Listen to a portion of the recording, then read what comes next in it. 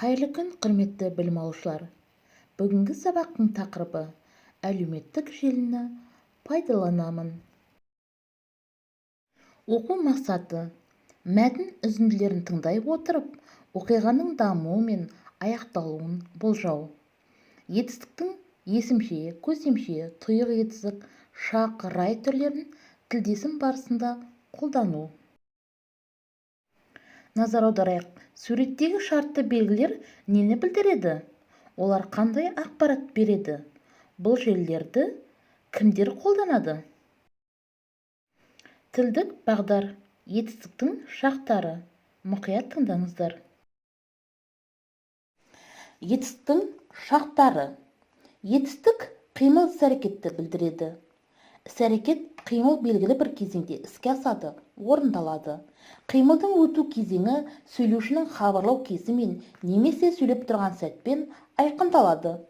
Сөйлеп тұрған сәтке байланысты қимылдың өту кезеңін білдіру етістіктің шағы деп аталады. Етістіктің шақтары есімше, көсемше тұлғалы етістіктің түбіріне д, т, мәк, мек, бак, бек, пақ, пек жұрнақтарының жалғану арқылы жасалады.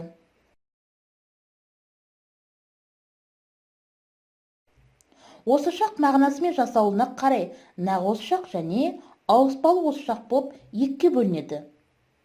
Нақ осы шақ отыр, тұр, жатыр, жүр деген етістіктердің жіктелу арқылы және негізгі етістіктің ып, іп, п, а, и тұлғалы көсемше түрімен отыр, тұр, жүр, жатыр деген көсемше етістіктердің тіркесуінен жасалады.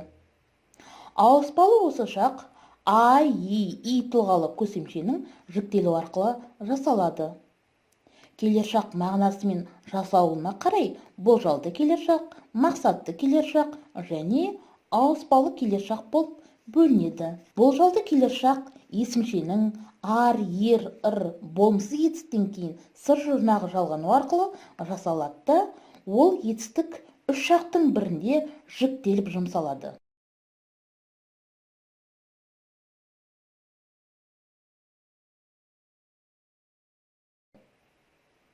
Мақсатты келер шақ етістіктің түбіріне мақ, мек, пақ, пек, бақ, бек жұрнағы жалғанып, одан кейін жіктік жалғану арқылы жасалады.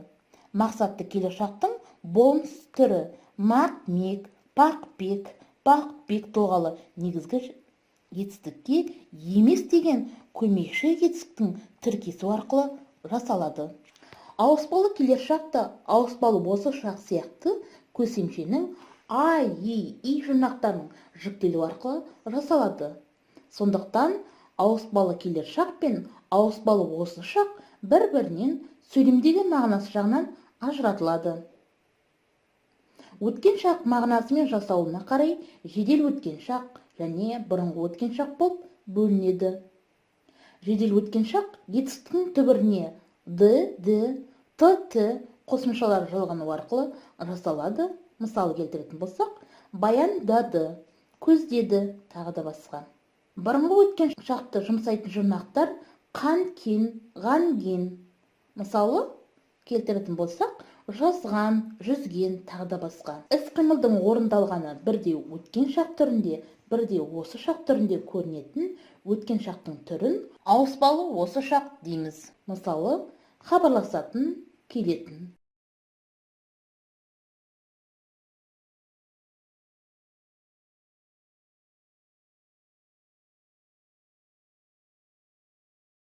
Әлеуметтік желіні пайдаланамын. Қазіргі таңда ақпарат тарату мүмкіншілігі бойынша ғаламтор торабы алдыңғы қатарға шығып отыр. Газет, теледидар, радионың түгелге жуығы ғаламтор торабында сайт немесе өз парақшаларын ашып, электронды ақпарат құралдарының саны күннен күнге өсуде. Ал ғаламтордағы әлеуметтік желілерді қолданушылардың орта жасы 7-ден 48-ге дейін болып отыр. Қазір кез келген ұялы телефонда әлеуметтік желілерге қосылу үшін қосымша бағдарламалар орнатылатын болды. Кез келген компанияның өз туындыларын жарнамалау мақсатында әлеуметтік желіде парақшалары бар. Тіпті үкімет мүшелері, көптеген лауазымды тұлғалар ғаламторда өз парақшаларын, блогтарын ашып, сол арқылы өздерінің қызметтеріне байланысты ақпарат беріп отырады. Әлеуметтік желілердің жеке тұлғаның өзін-өзі дамытуға пайдасы зор. Ғаламтордан музыка, фильм, ойындардан басқа ғылыми мақалалар, аудио кітаптар, тіл үйрену курстарын, тамақ істеу, би үйрену, дене шынықтыру тәсілдерін көшіріп алуға, қарауға болады. Көптеген оқулықтар мен рефераттар, түрлі суреттер де ғаламторда жетерлік. Кез келген мемлекеттік органдар, түрлі компаниялар мен дүкендер, кафе, мейрамханалар туралы ақпарат алу, олардан анықтама алу, тапсырыс беру сияқты көптеген жұмыстарды үйде отырып ғаламтор арқылы бітіруге мүмкіндік бар.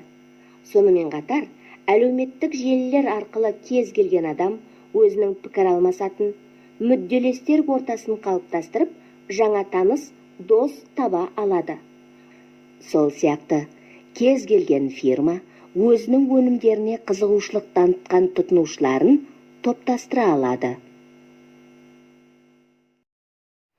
Мәтінге сүйеніп, әлеуметтік желілердің пайдасы туралы диаграмма жасы. Диаграмманың негізінде мәтін құра. Енді оқылым тапсырмасына кезек берейік. Оқулықта 4-ші тапсырма берілген. Мәтінді оқып, мәтінге ат қой. Мәтін бойынша жоспар құр. Мәтінде айтылған әлеуметтік желілердің қызметі туралы айт. Мәтіндегі үш сөйлемге морфологиялық талдау жаса. Жазылым тапсырмасы. Берілген жетістіктерді мақсатты келер жаққа айналдырып, сөйлемдер құра. Құрметті білім алушылар, бүгінгі сабақ бойынша ой тарасына салайық. Сіздерге қандай тапсырма қиын болды, қандай тапсырмаларды орындадыңыздар, нені үйрендіңіздер, нені білдіңіздер, осы туралы өз ойларыңызды айтыңыздар.